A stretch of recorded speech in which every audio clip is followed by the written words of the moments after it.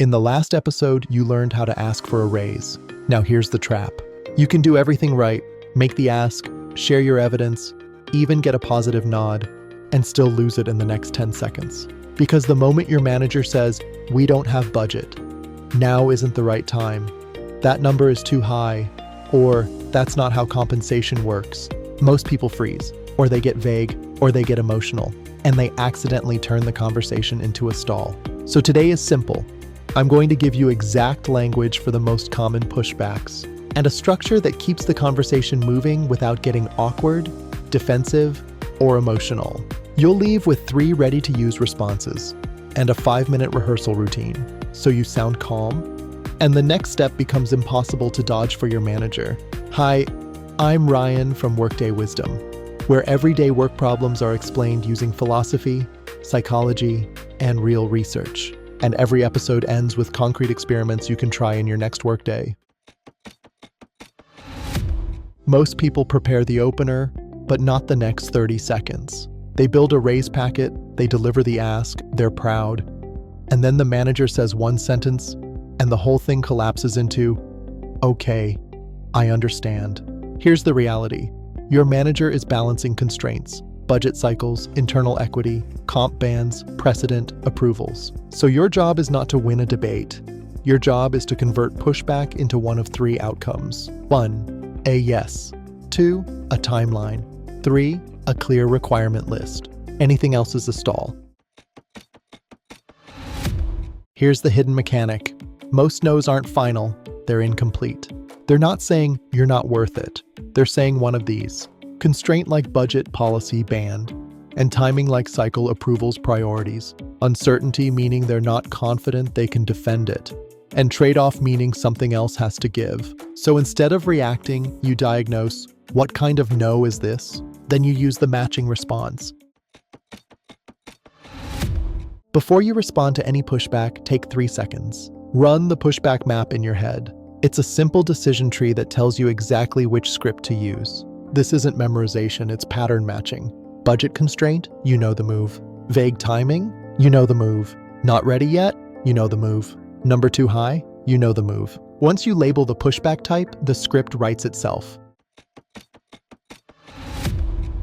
Here's the Workday Wisdom structure. I call it hear, label, re-anchor, plan. Hear the pushback without flinching. Label what kind it is. Use the pushback map. Re-anchor to evidence and market. Plan the path, yes, timeline, or requirements. This is how you stay calm and in control, even if you're not a natural negotiator. Before we get into scripts, one rule. Don't argue, don't plead, don't over-explain. Your tone is collaborative and precise. You're not saying, "Pay me because I want it." You're saying, "Let's align compensation with scope and market, and let's be clear about what it would take to get there." Calm is leverage. In this section, I'll take the help of Jason and Lisa to enact the responses to the pushbacks. Jason will represent how most people react to a pushback, and Lisa will represent what the exact response should be. Let's get started. Pushback number 1, we don't have budget.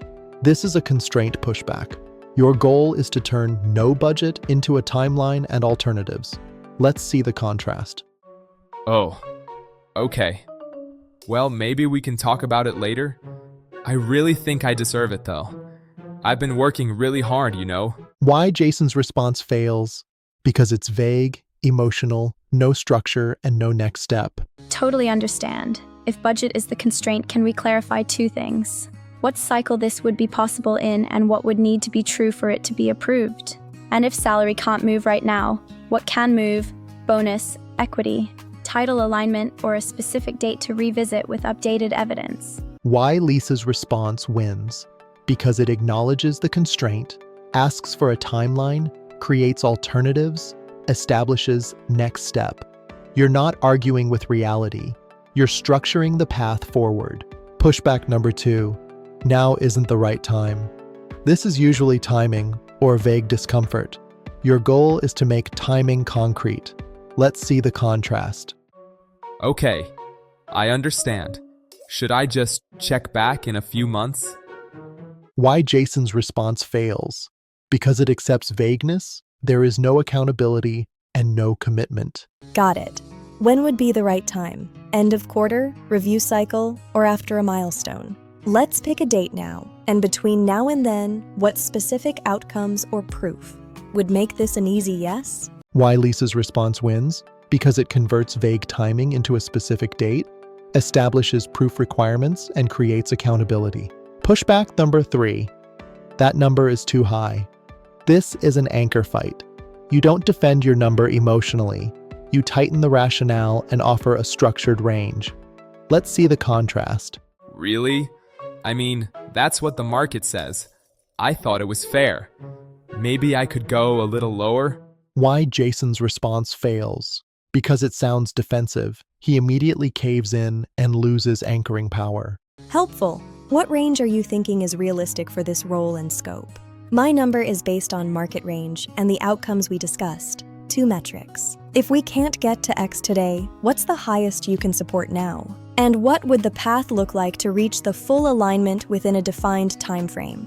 Why Lisa's response wins? Because she asks for their range first, re-anchors to evidence, creates a bridging path instead of collapsing. Pushback number 4. You're not at that level yet. This is uncertainty. They're not confident they can defend the jump. Let's see the contrast. Oh, well, I feel like I am. What do you think I'm missing? Why Jason's response fails? Because it accepts their vague opinion, asks them to elaborate on his weaknesses instead of defining clear criteria. Fair. Let's make that level specific. What are the 2 to 3 behaviors or outcomes that would demonstrate it clearly? If I deliver those by a certain date, are you comfortable advocating for the compensation adjustment or the level change at the next cycle? Why Lisa's response wins? Because it turns opinion into measurable criteria, creates a deadline, gets a commitment to advocate. Pushback number 5. That's not how we do compensation. This is policy or ban pushback. Your move is to ask how the system actually works, then negotiate inside it. Let's see the contrast. Oh, sorry. I didn't know. I guess I misunderstood how things work here. Why Jason's response fails? Because he apologizes for asking, accepts the shutdown, and doesn't learn the actual process. Understood. Can you walk me through how it does work here? What are the levers? Performance rating, scope, level, cycle timing? Once we're aligned on the process, I want to set a clear plan. What should I deliver, by when, and when will we review this for an adjustment? Why Lisa's response wins? Because she learns the real system, stays collaborative, and creates a process-aligned plan with a review date. If you remember nothing else, remember these 3 universal lines. They work against almost any pushback. A. What would need to be true for this to be a yes? B. Let's pick a date to revisit this. C. What's the path if we can't do it all at once? These lines convert discomfort into structure. And structure is how you get paid. Here's what no one tells you. You might still freeze. You've rehearsed, you know the scripts, and then they push back, and your brain goes blank. So here's your emergency protocol. If you freeze, say exactly this. That's helpful context. Let me make sure I understand what you're saying. Repeat their pushback in your own words.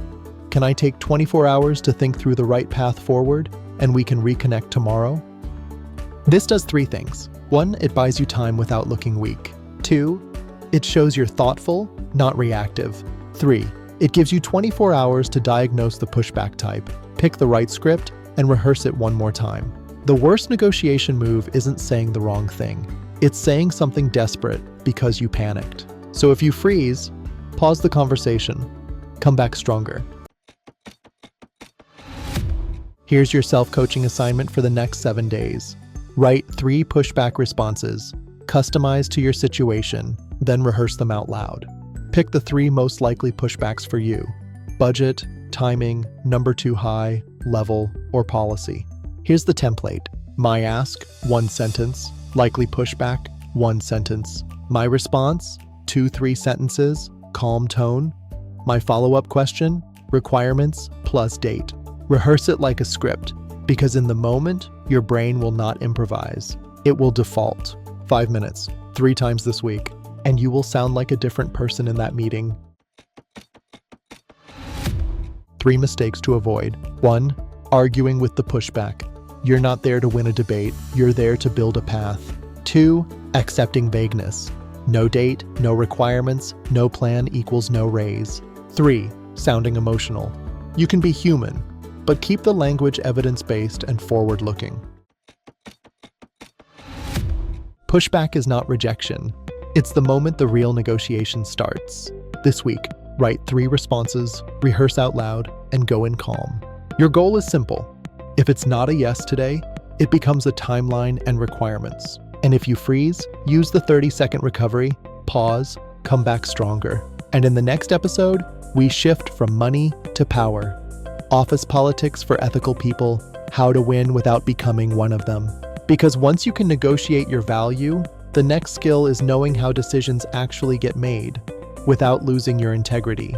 Until next time, keep your proof close, keep your tone calm, and make the next step impossible to dodge.